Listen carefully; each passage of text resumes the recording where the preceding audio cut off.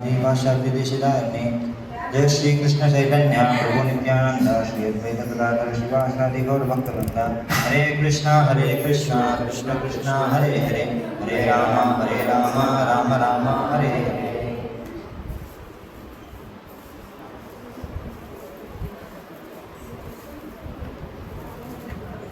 Hare Krishna.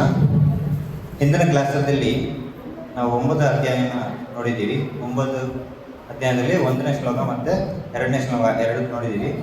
So ಈಗ ಅದೇ ಶ್ಲೋಕನ ಮತ್ತೆ ಒಂದು ಸತಿ ರಿಪೀಟ್ ಮಾಡಿಬಿಟ್ಟು ಏನು ನಾವು ಕಲಿತಿದ್ದೀವಿ ಅಂತ ನೋಡಿಬಿಟ್ಟು ಮತ್ತೆ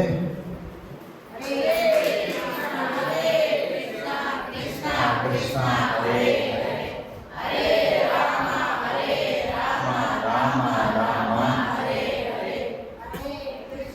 हरे कृष्ण कृष्ण कृष्ण हरे हरे हरे राम राम राम हरे हरे.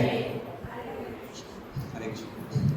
ಸೊ ಈ 9ನೇ ಅಧ್ಯಾಯದಲ್ಲಿ ಫಸ್ಟ್ ಭಗವದ್ಗೀತೆಯಲ್ಲಿ ನೋಡಿದರೆ 18 ಅಧ್ಯಾಯ ಇದೆ.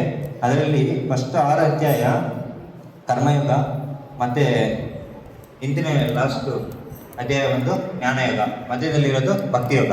ಸೊ ಈಗ ನಾವು ನೋಡ್ತಾ ಇರೋದು ಭಕ್ತಿಯುಗ. ಭಕ್ತಿಯುಗದಲ್ಲಿ ಬರೋದು ಒಂದು 6 ಅಧ್ಯಾಯ ಇದೆ, 7ರಿಂದ 12 ತನಕ. ಸೊ ಈಗ ನಾವು ನೋಡ್ತಾ ಇರೋದು 9ನೇ ಅಧ್ಯಾಯ. ಸೊ 9ನೇ ಅಧ್ಯಾಯ ಹೆಸರು ಏನು? ರಾಜವಿದ್ಯ ರಾಜಗುಹ್ಯ. ಸೊ ರಾಜವಿದ್ಯ ಮತ್ತು ರಾಜಗುಹ್ಯ. ಸೊ ಕಾನ್ಫಿಡೆನ್ಷಿಯಲ್ ನಾಲೆಜ್ ಅಂತ ಹೇಳ್ತಾರೆ. ಸೊ ಇದು ಹೆಂಗೆ ಒಂದು ಸಮುದ್ರದಲ್ಲಿ ಕಲ್ಲು ನೋಡಿರ್ಬೋದು, ಮುತ್ತು ಅಂತ ಹೇಳ್ತಾರಲ್ವ, ಅದು ಹೆಂಗೆ ಒಂದು ಓಡು ಒಳಗಡೆ ಕವರ್ ಆಗಿ ಮುಚ್ಚಿ ಇಟ್ಟಿರ್ತಾರೋ ಅದೇ ಥರ ಈ ಭಗವದ್ಗೀತೆಯಲ್ಲಿ ಭಕ್ತಿಯೋಗ ಒಂದು ವಿಶೇಷವಾದ ರಹಸ್ಯ ಒಂದು ಇದನ್ನೇ ಮಧ್ಯದಲ್ಲಿ ಇಟ್ಟಿದ್ದಾರೆ ಕೃಷ್ಣರು. ಸೊ ಈ ಅಧ್ಯಾಯದಲ್ಲಿ ಕಿಂಗ್ ಅಂತ ಒಂದು 4 ಲೆಟರ್ಸಲ್ಲಿ ನಾವು ಎಕ್ಸ್ಪ್ಲೇನ್ ಮಾಡ್ಬೋದು. ಸೊ ಫಸ್ಟು 3 ಶ್ಲೋಕ ಜ್ಞಾನ ಬಗ್ಗೆ ಬರುತ್ತೆ, ಆಮೇಲೆ ಭಗವಾನದು ಒಂದು ರಿಲೇಷನ್ಶಿಪ್. ಸೊ ಈ ಜಗದಲ್ಲಿ ಭಗವಾನಿಗೆ ಏನೊಂದು ಸಂಬಂಧ ಇದೆ, ಸಂಬಂಧ ಜ್ಞಾನ ಬರುತ್ತೆ. ಆಮೇಲೆ ಯಾರೊಬ್ಬರು ಭಕ್ತಿನ ಮಾಡಲ್ಲ ಅವ್ರ ಬಗ್ಗೆ ಬರುತ್ತೆ. ಮತ್ತು ಭಕ್ತಿಯಿಂದ ಮಗತ್ವ ಏನು ಅಂತ ಬರುತ್ತೆ 26ರಿಂದ 34. ಈ ಥರ 34 ಶ್ಲೋಕ ಇದೆ. ಇದರಲ್ಲಿ ನಾವು ಫಸ್ಟು 2 ಆಲ್ರೆಡಿ ನೋಡಿದ್ವಿ, ಇವತ್ತು 3 ಮತ್ತು 4ನೇ ನೋಡೋಣ.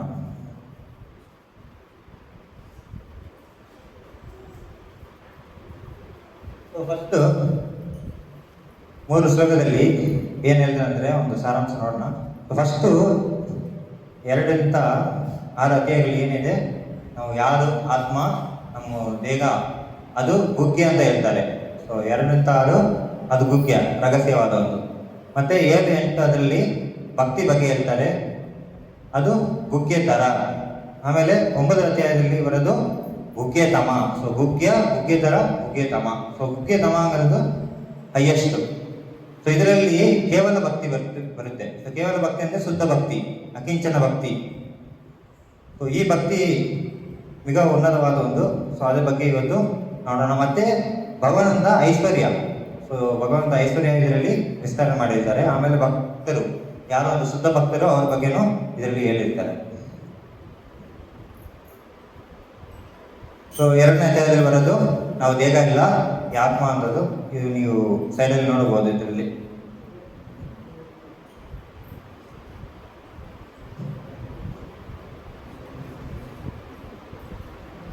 ಸೊ 1ನೇ ಶ್ಲೋಕ ಶ್ರೀ ಭಗವಾನ್ ವಾಸ ಇದಂ ತೇ ಮುಖ್ಯತಮಂ ಪ್ರತ್ಯಕ್ಷಾಮಿ ಅನಸೂಯವೇ ಜ್ಞಾನ ವಿಜ್ಞಾನ ಸಿಗಿದಂ ಯಜ್ಞಾತ್ವ ಅಶುಭ. ಸೊ ಇದರಲ್ಲಿ ಕೃಷ್ಣರು ಏನು ಹೇಳ್ತಾ ಇದ್ದಾರೆ? ಮುಖ್ಯತಮಂ. ಸೊ ಇದರಲ್ಲಿ ಮುಖ್ಯತಮ, ಇದರಲ್ಲಿ ಇದರಲ್ಲಿ ಉತ್ತಮವಾದ ಒಂದು ರಹಸ್ಯ ನಾನು ನಿಮಗೆ ಹೇಳ್ತೀನಿ. ಯಾಕೆ ನಾನು ಇದು ಹೇಳ್ತಾ ಇರೋದಂದರೆ, ನೀವು ಅನಸೂಯವೇ. ಸೊ ನಿಮ್ಮ ಹತ್ರ ಏನೊಂದು ಅನಸೂಯ ಇಲ್ಲ, ಹೊಟ್ಟೆ ಕಿಚ್ಚು ಇಲ್ಲ, ಅದಕ್ಕೆ ನಾನು ಇದು ನಿಮ್ಗೆ ಹೇಳ್ತಾ ಇರೋದು. ಸೊ ನಾವು ಸುಮಾರಾಗಿ ನೋಡ್ಬೋದು, ಭಗವದ್ಗೀತೆ ಒಂದು 200 ಆಥರ್ಸು, 200 ಜನನೂ ಇದು ಟ್ರಾನ್ಸ್ಲೇಟ್ ಮಾಡಿರ್ಬೋದು. ಬಟ್ ಅವರಿಗೆಲ್ಲ ಕೃಷ್ಣರು ಪೂರ್ಣ ಪುರುಷೋತ್ತಮನ ಪರ್ಸನಾಲಿಟಿ ಆಫ್ ಗಾಡ್ ಅಂತ ಏನೂ ಹೇಳಿಲ್ಲ. ಸೊ ಅವರವರು ಏನು ತಿಳ್ಕೊಂಡಿದ್ರೆ ಅದೇನೆ ಹೇಳಿದ್ದಾರೆ. ಸೊ ಆ ಥರ ಒಂದು ಕಮೆಂಟ್ರಿ ನಾವು ಓದಬಾರ್ದು. ಸೊ ನಾವು ಗುರುಸಿದ ಪರಂಪರೆಗೆ ಬಂದಿರೋದು ಅದನ್ನೇ ಓದಬೇಕು. ಯಾಕೆಂದ್ರೆ ಅವರಿಗೆಲ್ಲ ಒಂದು ಕೃಷ್ಣನ ಮೇಲ್ಗಡೆ ಒಂದು ಹೊಟ್ಟೆ ಕಿಚ್ಚಿರುತ್ತೆ. ಸೊ ಅದಕ್ಕೆ ಅವರು ಕರೆಕ್ಟಾಗಿ ಅದು ಹೇಳಿರಲ್ಲ. ಸೊ ಅದು ನಾವು ಫಾಲೋ ಮಾಡಬಾರ್ದು. ನಾವು ಗುರುಸಿದ ಪರಂಪರೆನೇ ಫಾಲೋ ಮಾಡಬೇಕು.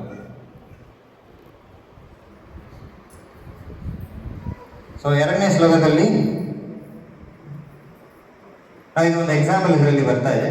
ಇದರಲ್ಲಿ ನಾರದರದು ಒಂದು ಸ್ಟೋರಿ ಬರ್ತಾ ಇದೆ. ಸೊ ನಾರದರು ಹೆಂಗೆ ನಾರದರಾಗಿದ್ದಾರೆ ಅಂತ ಇದರಲ್ಲಿ ಒಂದು ಸ್ಟೋರೀಸ್ ಇದೆ. ಸೊ ನಾರದರು ಉತ್ತಮ ಭಕ್ತರಾದರು ಕೃಷ್ಣ ಭಕ್ತಿ. ಸೊ ಫಸ್ಟ್ ನಾರದರು ಏನಾಗಿದ್ದಾರೆ, ಸೊ ಅವರೊಂದು ಮುಂಚೆನೆ ಜನ್ಮದಲ್ಲಿ ಉಪವರ್ಣರಾಗಿದ್ರು, ಅವರೊಂದು ಗಂಧರ್ವರಾಗಿದ್ರು. ಸೊ ಒಂದು ಸಾವಕ್ಕೋಸ್ಕರ ಅವರು ಒಂದು ವೈರ ಸರ್ವನಿಂದ ಮಗನಾಗಿ ಹುಟ್ಟಿದರು. ಸೊ ಆ ಟೈಮಲ್ಲಿ ಒಂದು ಚಾತುರ್ಮಾಸ್ಯ ಟೈಮಲ್ಲಿ ಏನಾಗುತ್ತೆ, ಸೊ ಅವರೊಂದು ಬ್ರಾಹ್ಮಣರ ಒಂದು ಶಾಲೆಯಲ್ಲಿ ಇರ್ತಾರೆ. ಅವರು ಮತ್ತೆ ಅವ್ರ ತಾಯರ ಅಲ್ಲಿ ಅವರು ಕೆಲಸ ಮಾಡ್ತಾ ಇರ್ತಾರೆ, ಅವ್ರಿಗೆ ಸೇವೆ ಮಾಡ್ತಾ ಇರ್ತಾರೆ. ಸೊ ಆ ಟೈಮಲ್ಲಿ ಏನಾಗುತ್ತೆ, ಅವ್ರು ಏನೇನು ಮಾತಾಡ್ತಾರೆ ಅದೆಲ್ಲ ಕೇಳ್ತಾ ಇರ್ತಾರೆ ಅವರು ನಾರದರು, ಚಿಕ್ಕ ಹುಡುಗ. ಆಮೇಲೆ ಅವ್ರಿಗೆ ಎಲ್ಲ ಸರ್ವಿಸ್ ಮಾಡ್ತಾ ಇರ್ತಾರೆ. ಸೊ ಆ ಟೈಮಲ್ಲಿ ಒಂದು ದಿವಸ ಅವರು ಪರ್ಮಿಷನ್ ತಗೊಂಡು ಅವ್ರದ್ದು ಉಚ್ಚಿಷ್ಟ. ಸೊ ಸಾಮಾನ್ಯವಾಗಿ ನಾವು ಯಾವ ಉಚ್ಚಿಷ್ಟ ತಗೋಬಾರ್ದು, ಬಟ್ ಮೂತ ಡಿವೋಟೀಸು ಮಹಾರಾಜರು ಅವ್ರ ಉಚ್ಚಿಷ್ಟ ತಗೋಬೇಕು ನಾವು. ಸೊ ಅದೇ ಥರ ಅವರು ಭಕ್ತಿ ವೇದಾಂತೀಸ್, ಆ ಭಕ್ತಿ ವೇದಾಂತಿಯಿಂದ ಅವ್ರದ್ದು ಉಚ್ಚಿಷ್ಟ ತಗೊಂಡ್ರು, ಅವ್ರ ಪರ್ಮಿಷನ್ ತಗೊಂಡು.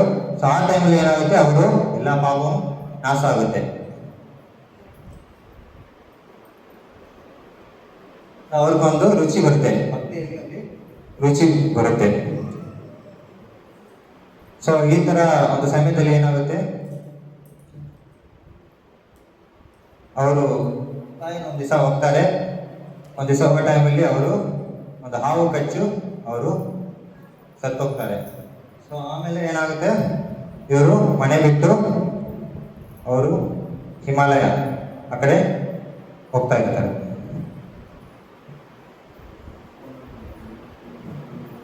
ಅಲ್ಲಿ ಸ್ನಾನ ಮಾಡಿಬಿಟ್ಟು ಗಂಗೆಯಲ್ಲಿ ಅವರು ಧ್ಯಾನ ಮಾಡಕ್ಕೆ ಶುರು ಮಾಡ್ತಾರೆ. ಸೊ ಅವರು ಅಲ್ಲಿ ಹೇಳಿದ್ರೆ ಭಕ್ತಿ ವೇದಾಂತ ಅವರು ಏನೇನು ಮಂತ್ರ ಹೇಳಿಕೊಟ್ಟಿದ್ದಾರೋ ಆ ಮಂತ್ರ ಪ್ರಕಾರ ಅವರು ಧ್ಯಾನ ಮಾಡ್ತಾ ಇದ್ರು. ಆಮೇಲೆ ಏನಾಗುತ್ತೆ, ಒಂದು ದಿವಸ ಅವ್ರ ಹೃದಯದಲ್ಲಿ ಕೃಷ್ಣ ಪರಮಾತ್ಮ ಅವ್ರಿಗೊಂದು ದರ್ಶನ ಕೊಡ್ತಾರೆ. ಸೊ ದರ್ಶನ ಕೊಟ್ಬಿಟ್ಟು ಅವ್ರು ಹೇಳ್ತಾರೆ, ಸೊ ಈ ಜನ್ಮದಲ್ಲಿ ನೀವು ನನ್ನ ನೋಡೋಕ್ಕೆ ಆಗಲ್ಲ, ಸಾಧ್ಯ ಇಲ್ಲ. ಯಾರೊಬ್ರು ಎಲ್ಲ ಒಂದು ಮೆಟೀರಿಯಲ್ ಅಂತ ಹೇಳ್ತಾರೆ. ಸೊ ಆ ಥರ ಏನೋ ಒಂದು ಬೌದ್ಧಿಕ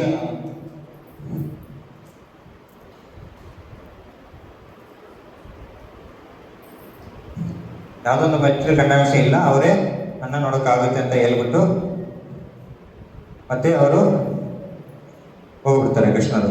ಸೊ ಇವರು ಮತ್ತೆ ಆ ಧ್ಯಾನನ ಕಂಟಿನ್ಯೂಸ್ ಆಗಿ ಮಾಡ್ತಾ ಇರ್ತಾರೆ.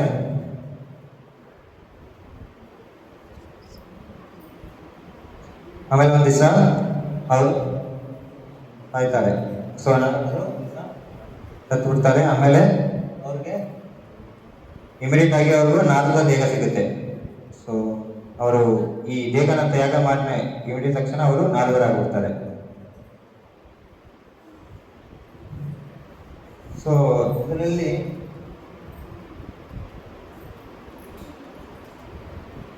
ನಾರದರು ನಾವು ನೋಡ್ಬೋದು. ಸೊ ಎಷ್ಟು ಜನಕ್ಕೆ ಫಸ್ಟ್ ನೀವು ನೋಡಿದ್ರೆ ಪ್ರಾಚೀನ ಬರ್ಗೀಸು ಅವ್ರಿಗೆ ಉಪದೇಶ ಕೊಡೋದು, ಆಮೇಲೆ ಕುಬೇರ ಕುಮಾರರು, ಆಮೇಲೆ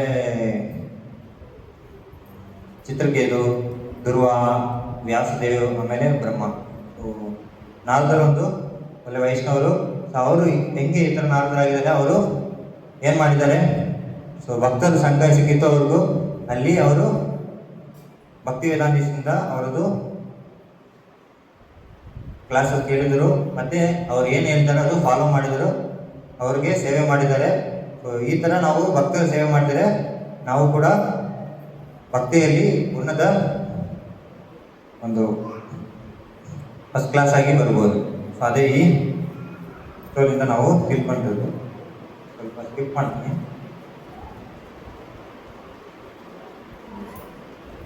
ಇದು ನವವಿಧ ಭಕ್ತಿ. ಸೊ ಈಗ ಟೈಮ್ ಇಲ್ಲ, ನಾವು ಮೇಲೆ ನೋಡೋಣ.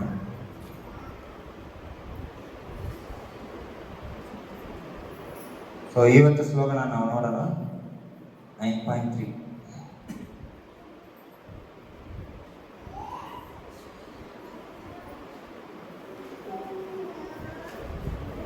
ಸೊ ಫಸ್ಟು ಎರಡನೇ ಶ್ಲೋಕದಲ್ಲಿ ನಾವು ಏನು ಅನ್ಕೋಬೇಕಂದ್ರೆ, ಫಸ್ಟು ನಾವು ಅನಸೂಯೆ ಇರಬಾರ್ದು. ಸೊ ಅಸೂಯೆ ಇದ್ದರೆ ನಾವು ಭಕ್ತಿ ಗೆಲ್ಸಲ್ಲ. ನಾವು ಅಸೂಯೆ ಇರಬಾರ್ದು. ಆಮೇಲೆ ದೃಢವಾದ ನಂಬಿಕೆನ ಬೇಕು. ಅದೇ ಮೂರನೇ ಶ್ಲೋಕದಲ್ಲಿ ಬರೋದು.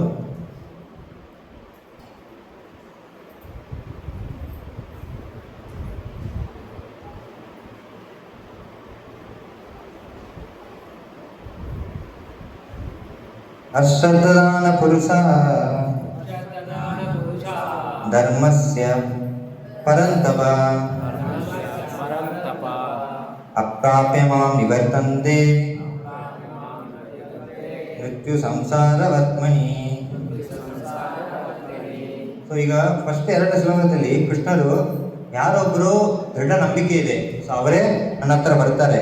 ಸೊ ಈಗ ಮೂರನೇ ಶ್ಲೋಕದಲ್ಲಿ ಅವರೊಂದು ವಾರ್ನಿಂಗ್ ಕೊಡ್ತಾ ಇದ್ದಾರೆ. ಸೊ ಏನು ವಾರ್ನಿಂಗ್ ಅಂದರೆ, ಯಾರು ಒಬ್ರು ಶ್ರದ್ಧೆ ಇಲ್ಲ, ಸೊ ಶ್ರದ್ಧೆ ನಂಬಿಕೆ ಇಲ್ಲ, ಸೊ ಯಾರು ಒಬ್ರು ಶ್ರದ್ಧೆ ಇಲ್ಲ ಅವರು ಭಗವಾನ್ ಹತ್ರ ಹೋಗಕ್ಕೆ ಆಗಲ್ಲ.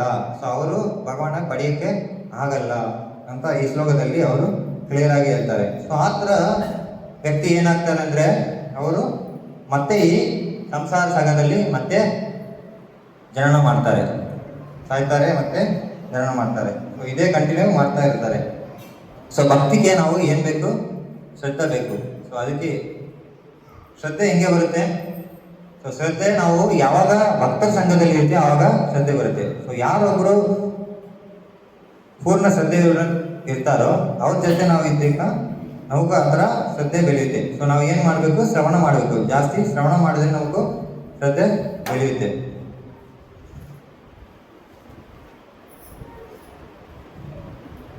ಸೊ ಇದರಲ್ಲಿ ಭಾಗವತದಲ್ಲಿ ಒಂದು ಶ್ಲೋಕ ಹೇಳಿದ್ದಾರೆ. ಸೊ 4th canto 31 chapter 14 ಶ್ಲೋಕ. ಯಥಾತರೋ ಮೂಲ ನಿಶೇಷಣೇನ ತಪ್ಯಂಜಿತ ಸ್ಕಂದ ಭುಜಾಪಸಾಹ ಪ್ರಾಣೋ ಪಹಾರ ಚ ಯದೇಂದ್ರಿಯಾಣ ತದೈವ ಸರ್ವಜ್ಞ ಅಚ್ಯುತೇಜ್ಯ. ಸೊ ಈ ಶ್ಲೋಕ ಅರ್ಥ ಏನಂದರೆ, ಅದು ಎಲ್ಲರಿಗೂ ಮಕ್ಕಳು ಕೂಡ ಇದು ಅರ್ಥ ಮಾಡ್ಕೋಬೋದು. ಸೊ ಯಾವಾಗ ನಾವು ಒಂದು ಕೀಟಕ್ಕೆ ಮರದಿಗೆ ಬೇರಲ್ಲಿ ನೀರು ಹಾಕ್ತೀವಿ, ಸೊ ಬೇರಲ್ಲಿ ನೀರು ಹಾಕಿದ್ರೆ ಏನಾಗುತ್ತೆ? ಅದು ಕೊಂಬೆ ಮತ್ತು ಏನೇನು ಎಲೆ, ಕಾಯಿ, ಹೂ ಎಲ್ಲದಕ್ಕೂ ಹೋಗುತ್ತೆ. ಸೊ ಅದೇ ಥರ ನಾವು ಭಕ್ತಿ ಭಗವಾನ್ ಹತ್ರ, ಕೃಷ್ಣರ ಹತ್ರ ಮಾತ್ರ ಮಾಡಿದರೆ ಸಾಕು, ಸೊ ಎಲ್ಲರೂ ತೃಪ್ತಿ ಆಗ್ತಾರೆ. ಅದೇ ಥರ ನಾವು ಊಟ ಹೆಂಗೆ ಕೊಡ್ತೀವಿ? ಊಟ ಹೊಟ್ಟೆಗೆ ಕೊಡ್ತೀವಿ. ಸೊ ಊಟ ಈಗ ಹೊಟ್ಟೆಗೆ ಬಂದರೆ ಏನು ಮಾಡ್ತೀವಿ? ಹಸಿ ಬಂದರೆ ಏನು ಮಾಡ್ತೀವಿ? ಊಟ ಹೊಟ್ಟೆಗೆ ಕೊಡಬೇಕು. ಸೊ ಹೊಟ್ಟೆ ಕೊಟ್ಟರೆ ಏನಾಗುತ್ತೆ? ದೇಹ ನಮಗೂ ಬಲ ಸಿಗುತ್ತೆ. ಸೊ ಅದೇ ಥರ ಭಗವಾನ್ ಕೃಷ್ಣರಿಗೆ ನಾವು ಭಕ್ತಿ ಮಾಡಿದ್ರೆ ಸಾಕು, ಮತ್ತು ಎಲ್ಲ ದೇವರು ತೃಪ್ತಿ ಆಗ್ತಾರೆ, ಎಲ್ಲರೂ ತೃಪ್ತಿ ಆಗ್ತಾರೆ. ನಾವು ಭಗವಾನ್ ಭಕ್ತಿ ಮಾತ್ರನೇ ಸಾಕು. ಸೊ ಅದು ಹೆಂಗೆ ಮಾಡಬೇಕು? ದೃಢ ನಂಬಿಕೆಯನ್ನು ಮಾಡಬೇಕು. ಸೊ ಶ್ರದ್ಧೆಯಿಂದ ಮಾಡಬೇಕು. ಸೊ ಈ ಒಂದು ಶ್ಲೋಕದಿಂದ ಭಾಗವತದಲ್ಲಿ ಪ್ರಭುಪಾದ ಹೇಳಿದ್ದಾರೆ 3 ಕ್ಲಾಸಸ್ ಇದ್ದಾರೆ. ಸೊ ಭಕ್ತಿಯಲ್ಲಿ ಒಂದು 3 ಕ್ಲಾಸಸ್ ಇದ್ದಾರೆ: ಕನಿಷ್ಠ ಅಧಿಕಾರಿ, ಮಧ್ಯಮ ಅಧಿಕಾರಿ, ಉತ್ತಮ ಅಧಿಕಾರಿ. ಸೊ ಕನಿಷ್ಠ ಅಧಿಕಾರಿ ಅವ್ರಿಗೆ ಒಂದು ದೃಢ ನಂಬಿಕೆ ಇರೋಲ್ಲ, ಸೊ ಅವರು ಪಾಲ್ಗೊಳ್ಳೋಕ್ಕೆ ಚಾನ್ಸಸ್ ಇದೆ. ಮಧ್ಯ ಅಧಿಕಾರಿಗಳಲ್ಲಿ ಅವ್ರು ಏನು ಮಾಡ್ತಾರೆ? ಅವರು ಭಕ್ತಿನ ಮಾಡ್ತಾ ಇರ್ತಾರೆ, ಬಟ್ ಅಸೋಸಿಯೇಷನಲ್ಲಿ ಮಾಡ್ತಾ ಇರ್ತಾರೆ. ಸೊ ಅವರಷ್ಟು ಒಂದು ಶಾಸ್ತ್ರ ಜ್ಞಾನ ಇದ್ದಿಲ್ಲ ಕೂಡ ಅದು ಥರ್ಡ್ ಕ್ಲಾಸಿಂದ ಉತ್ತಮ ಒಂದು. ಮತ್ತು ಉತ್ತಮ ಅಧಿಕಾರಿ ಅವರು ಪೂರ್ಣ ಶ್ರದ್ಧೆಯಿಂದ ಮಾಡ್ತಾರೆ, ಅವ್ರಿಗೂ ಮತ್ತು ಈ ಶಾಸ್ತ್ರ ಜ್ಞಾನವೂ ಇರುತ್ತೆ. ಸೊ ಅವರು ಪಾಲ್ಗೊಳ್ಳೋಕ್ಕೆ ಚಾನ್ಸ್ ಇರೋದಿಲ್ಲ. ಸೊ ನಾವು ಏನು ಮಾಡಬೇಕು? ಉತ್ತಮ ಅಧಿಕಾರಿ ಸ್ಥಾನಕ್ಕೂ ಹೋಗಬೇಕು. ಸೊ ನಾವು ಕನಿಷ್ಠ ಅಧಿಕಾರಿಯಿಂದ ಮಧ್ಯಮ ಅಧಿಕಾರಿ, ಆಮೇಲೆ ಉತ್ತಮ ಅಧಿಕಾರಿ ಸ್ಥಾನಕ್ಕೆ ಹೋಗಬೇಕು. ಸೊ ಯಾರೊಬ್ಬರು ಒಂದು ದೃಢ ನಂಬಿಕೆ ಇಲ್ಲ, ಅವರು ಭಕ್ತಿ ಮಾಡೋಕ್ಕೆ ಸಾಧ್ಯ ಇರೋದಿಲ್ಲ. ಸೊ ಈಗ ನಾವು ಒಂದು ಬಸ್ಸಲ್ಲಿ ಹೋಗ್ತೀವಿ, ಇಲ್ಲ ಒಂದು ಕ್ಯಾಬು, ಕಾರು, ಮೇಬಿ ಫ್ಲೈಟು ಕೂಡ ಹೋಗ್ತೀವಿ. ಸೊ ನಾವು ಅವರು ಒಂದು ಶ್ರದ್ಧೆಯಿಂದ, ಒಂದು ನಂಬಿಕೆಯಿಂದ ನಾವು ಹೋಗ್ತಾ ಇದ್ದೀವಿ. ಸೊ ಅವ್ರಿಗೆ ಲೈಸೆನ್ಸ್ ಇದೆಯಾ, ಅವ್ರು ಕಲಿತಿದ್ದಾರಾ, ಅದೆಲ್ಲ ನಾವು ಚೆಕ್ ಮಾಡ್ತಾ ಇಲ್ಲ. ಕರೆಕ್ಟಾ? ಒಂದು ನಂಬಿಕೆಯಿಂದ ನಾವು ಗಾಡಿಯಲ್ಲಿ ಹೋಗ್ತೀವಿ. ಸೊ ಆ ಡ್ರೈವರು ಗೊತ್ತಿದೆಯೋ ಅವ್ರು ಗೊತ್ತಿರಲ್ಲ, ಮ್ಯಾಕ್ಸಿಮಮ್ ಗೊತ್ತಿರಲ್ಲ. ಸೊ ಆ ಥರ ಒಂದು ನಂಬಿಕೆ ನಾವು ಭಗವಾನ್ ಹತ್ರ ಇಟ್ಕೋಬೇಕು. ಸೊ ಏನೋ ಒಂದು ಡೌಟೇ ಇರಬಾರ್ದು, ಪೂರ್ಣ ನಂಬಿಕೆಯಿಂದ ನಾವು ಈ ಭಕ್ತಿಯನ್ನು ಮಾಡಬೇಕು. ಸೊ ಈ ಥರ ನಾವು ಎರಡು ನಂಬಿಕೆ ಇಲ್ಲ ಅಂದರೆ ಅವರು ಮತ್ತೆ ಈ ಸಂಸಾರ ಸಾಗರದಲ್ಲಿ ಹುಟ್ಟುತ್ತಾರೆ, ಅದರಲ್ಲಿ ಸಿಕ್ಕಾಕೊಳ್ತಾರೆ. ಇದೇ 9.3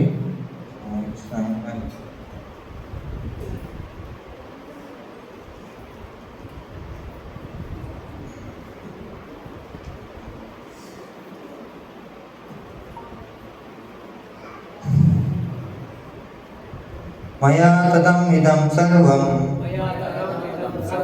ಜಗತ್ ಅವ್ಯಕ್ತಮೂರ್ತಿನ ಮಸ್ತಾನಿ ಸರ್ವಭೂತಾನಿ ನಚಾಗಂ ತೇಷ ಅವಸ್ಥಿತ. ಸೊ ಈ ಶ್ಲೋಕದಿಂದ 6ನೇ ಶ್ಲೋಕ ತನಕ ಭಗವಂತನದು ಒಂದು ಐಶ್ವರ್ಯ ಜ್ಞಾನ ಬಗ್ಗೆ ಕೃಷ್ಣರು ಹೇಳ್ತಾ ಇದ್ದಾರೆ ಇದರಲ್ಲಿ. ಸೊ ಇದು ನಾವು ಪಡೆಯಲು ಸ್ವಲ್ಪ ಕಷ್ಟ. ಇದು ಅಚಿಂತ್ಯ ಭೇದ ಅಭೇದ. ಸೊ ನಮ್ಮ ಫಿಲಾಸಫಿ ಏನಂದ್ರೆ ಅಚಿಂತ್ಯ ಭೇದ ಅಭೇದ. ಸೊ ಭೇದ ಅಭೇದ ಅಂದ್ರೆ ಒಂದೇ ಸಮಯದಲ್ಲಿ ಒಂದಾಗಿರುತ್ತೆ ಮತ್ತೆ ಬೇರೆದಾಗೂ ಇರುತ್ತೆ. ಸೊ ಈ ಶ್ಲೋಕದಲ್ಲಿ ಕೃಷ್ಣರು ಏನು ಹೇಳ್ತಾರೆ ಅಂದ್ರೆ, ಸೊ ಇದರಲ್ಲಿ ಅವ್ಯಕ್ತ ಮೂರ್ತಿನ ಅಂತ ಹೇಳ್ತಾ ಇದ್ದಾರೆ. ಅವ್ಯಕ್ತ ಅಂದ್ರೆ ಅವರೊಂದು ಡೈರೆಕ್ಟ್ ಆಗಿ ನಾವು ಕಾಣಕ್ಕಾಗಲ್ಲ. ಸೊ ನಾವು ಕೃಷ್ಣನ ಹೆಂಗೆ ಕಾಣಬಹುದು? ಸೊ ಇದಕ್ಕೆ ಒಂದು ಭಕ್ತಿ ರಸಾಯನದ ಸಂದರ್ಭದಲ್ಲಿ ಒಂದು ಶ್ಲೋಕ ಬರ್ತಾ ಇದೆ. ಅದ ಶ್ರೀಕೃಷ್ಣ ನಾಮಾದಿ ನಭವೇದ್ರಾಯಮಿಂದ್ರಿಯೈ ಸೇವೋನುಗೇಹಿ ಜಿಹ್ವಾದೋ ಸ್ವಯಂ ಏವ ಸ್ಫುರತ್ಯತ. ಸೊ ಇದರ ಅರ್ಥ ಏನಂದ್ರೆ ಅದ ಶ್ರೀಕೃಷ್ಣ ನಾಮಾದಿ. ಸೊ ಕೃಷ್ಣ ನಾಮ ಅದರಲ್ಲಿ ಎಲ್ಲ ಇದೆ, ಎಲ್ಲ ಶಕ್ತಿಗಳಿದೆ. ನಾವು ಕೃಷ್ಣಾಷ್ಟಮಲ್ಲಿ ಕೂಡ ನೋಡ್ಬೋದು. ಸೊ ಕೃಷ್ಣ ನಾಮ ಒಂದು ನಮ್ಮ ಇಂದ್ರಿಯಗಳಿಂದ ನಾವು ಅದನ್ನು ಅರ್ಥ ಮಾಡೋಕೆ ಆಗಲ್ಲ, ಅದನ್ನು ಒಂದು ಟೇಸ್ಟ್ ಮಾಡೋಕೆ ಆಗಲ್ಲ. ಅದೇ ನಭವೇ ಗ್ರಾಯಂ ಇಂದ್ರಿಯ. ಸೊ ಅದಕ್ಕೆ ಏನು ಮಾಡಬೇಕು? ಸೇವಾ ಮುಗೆ ಈ ಜೀವಾದು. ಸೊ ನಾವು ಏನು ಮಾಡಬೇಕು? ನಾವು ಜೀವ ಅಂದರೆ ಟಂಗ್. ಸೊ ಜೀವ ನಾವು ಏನು ಮಾಡಬೇಕು? ಭಗವಂತನಿಂದ ನಾವತ್ತೆ ಹೇಳ್ತಾನೆ ಇರಬೇಕು. ಸತತಂ ಕೀರ್ತ ಎಂದೋಮ. ಸೊ 24 hours ನಾವು ಪರಿಣಾಮ ಸಂಗೀತನ ಮಾಡ್ತಾನೆ ಇರಬೇಕು. ಸೊ ಆವಾಗ ಏನಾಗುತ್ತೆ? ಸ್ವಯಂ ಏವ ಸ್ಮೃತ್ಯದ.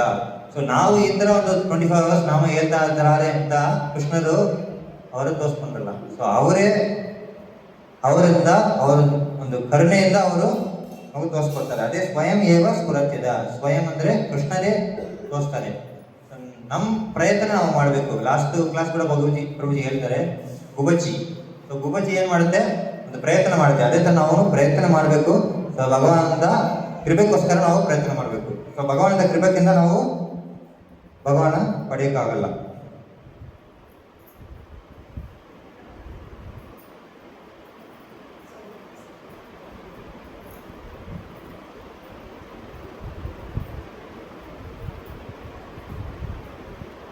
ಆಮೇಲೆ ಬ್ರಹ್ಮ ಸಮಯದಲ್ಲಿ ನೋಡಬಹುದು 5.3 ಪ್ರೇಮಾಂಜನ ಭಕ್ತಿ ಸುರಿತ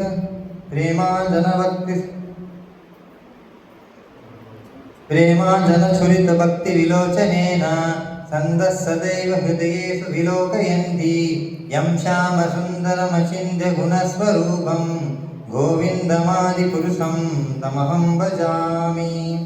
ಸೊ ಇದರಲ್ಲಿ ಕೃಷ್ಣನಿಂದ ಒಂದು ವರ್ಣನೆ ಕೊಟ್ಟಿದ್ದಾರೆ, ಶ್ಯಾಮ ಸುಂದರ ರೂಪ. ಸೊ ಅವರು ಇನ್ಕನ್ಸೀವಬಲ್ ಇನ್ಯೂನಬಲ್ ಆಟ್ರಿಬ್ಯೂಟ್ಸ್. ಸೊ ಇನ್ಕನ್ಸೀವಬಲ್ ನಮ್ಮ ಈ ಜಡ ಒಂದು ಕುಲಂಗದಿಂದ ನಾವು ಅರ್ಥ ಮಾಡೋಕೆ ಆಗಲ್ಲ. ಸೊ ಅದಕ್ಕೆ ಏನು ಬೇಕು? ಪ್ರೇಮ ಅಂಜನ. ಸೊ ಪ್ರೇಮ ಅಂದರೆ ಲವ್. ಸೊ ಕೃಷ್ಣ ಹತ್ರ ಪ್ರೇಮ. ಸೊ ಪ್ರೇಮ ಕಣ್ಣಿನಿಂದ ನಾವು ಕೃಷ್ಣ ನೋಡಬಹುದು, ಈ ಜಡ ಕಣ್ಣಿಂದ ನಾವು ನೋಡೋಕ್ಕಾಗಲ್ಲ. ಸೊ ಪ್ರೇಮ ಇದ್ರೆ ಮಾತ್ರ, ಭಕ್ತಿ ಇದ್ದ ಮಾತ್ರ ನಾವು ಕೃಷ್ಣನ ಪಡ್ಕೋಬಹುದು ಅಂತ ಈ ಶ್ಲೋಕದಿಂದ ಒಂದು ಅನುವಾದ. ಹರೇ ಕೃಷ್ಣ. Thank you.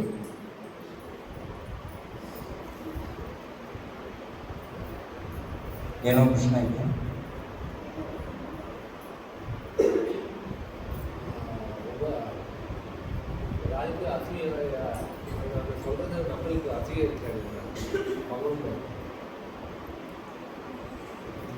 பகவான்கிட்ட நம்மளுக்கு ஆசை இருக்கு, நமக்கு ஆசை இருக்கு, அது எப்படி எடுக்குது? ಅದು ಈಗ ಪ್ರಭುಜಿ ಪ್ರಶ್ನೆ ಏನಂದ್ರೆ ನಮಗೋಸ್ಕರ ನಮಗೂ ಕೂಡ ಹಸಿ ಆಗುತ್ತೆ. ಸೊ ಹಸಿಯನ್ನ ಹೆಂಗೆ ತೆಗೆಯೋದು? ಸೊ ನಾವು ಇದರಲ್ಲಿ ನೋಡ್ಬೋದು, ನಾವು ಭಕ್ತರ ಸಂಘದಲ್ಲಿ ಇದ್ದು ಭಕ್ತರಿಂದ ನಾವು ಕೇಳ್ತಾನೆ ಇರಬೇಕು. ಶ್ರವಣ ಒಂದೇ ಸೊಲ್ಯೂಷನ್. ನಾವು ಭಗವಾನ್ ಬಗ್ಗೆ ನಾವು ಫುಲ್ ಆಗಿ ತಿಳ್ಕೊಂಡಿಲ್ಲ. ಸೊ ಯಾವಾಗ ಈಗ ನೀವು ಒಬ್ಬರ ಮೇಲೆ ತುಂಬಾ ನಿಮ್ಗೆ ಭಾಷೆ ಇದೆ ಅಂದ್ರೆ ಅದು ಹೆಂಗೆ ಅವ್ರ ಬಗ್ಗೆ ನಿಮ್ಗೆ ಜಾಸ್ತಿ ತಿಳ್ಕೊಂಡಿರ್ತೀರಾ, ಅವ್ರ ಜೊತೆನೇ ಇರ್ತೀರಾ, ಅವ್ರ ಬಗ್ಗೆ ಜಾಸ್ತಿ ಕೇಳಿರ್ತೀರಾ. ಸೊ ಅದಕ್ಕೆ ನಿಮ್ಗೆ ಆ ಥರ ಒಂದು ಭಾಷೆ ಬರುತ್ತೆ, ಲವ್ ಬರುತ್ತೆ. ಸೊ ನೀವು ಕೂಡ ಜಾಸ್ತಿ ಭಗವಾನ್ ಬಗ್ಗೆ ಕೇಳಬೇಕು. ಶ್ರವಣ ಜಾಸ್ತಿ ಮಾಡಿದ್ರೆ ಅವಾಗ ನಿಮಗೆ ಈ ಹಸು ಎಲ್ಲ ಆಟೋಮ್ಯಾಟಿಕ್ ಹೋಗುತ್ತೆ. ಸೊ ಒಂದೇ ಸೊಲ್ಯೂಷನ್, ಶ್ರವಣ ಮಾಡಬೇಕು, ಭಕ್ತರ ಸಂಘದಲ್ಲಿ ಶ್ರವಣ ಮಾಡಬೇಕು. ನೆಕ್ಸ್ಟ್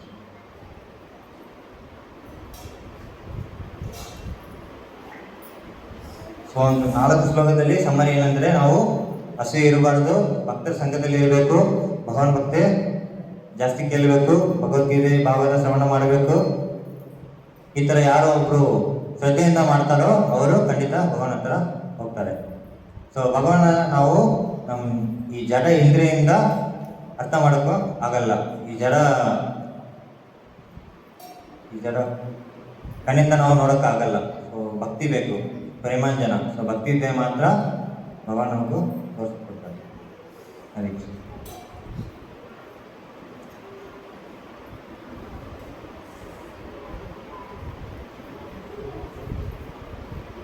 ಸ್ವಲ್ಪ ಪಾರಕ್ಕೆ